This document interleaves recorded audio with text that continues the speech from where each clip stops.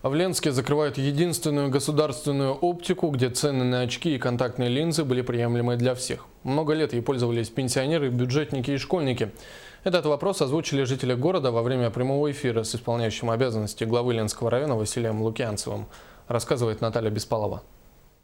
Дешево и быстро очки в Ленске делают только в одном месте – государственной оптики по Первомайской, 15. Но с 10 апреля учреждения, которые относятся к Ленской районной больнице, закрывают.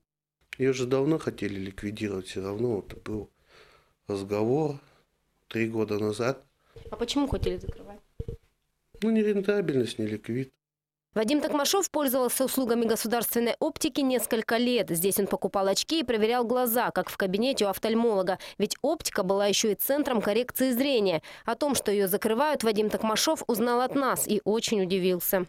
Ну, у нас, по-моему, все в убыток, и здоровье все в убыток тоже может быть. Правильно же? Или что, у нас деньги самое главное, что ли, в жизни? Стандартные очки в государственной оптике стоят 600-700 рублей. Для сравнения, в частной оптике около 2000 рублей. Поэтому сюда идут в основном пенсионеры. В день бывает до 40 человек. Своих клиентов, говорит главврач Ленской больницы, медики не бросят. Оптика заработает вновь, но в другом месте и в другом формате.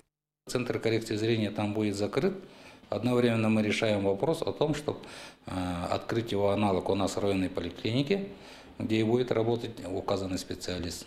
Вот только откроют это отделение не раньше, чем в июне. Остается надеяться, что планы не изменятся, и летом дешевые очки снова будут доступны ленчанам.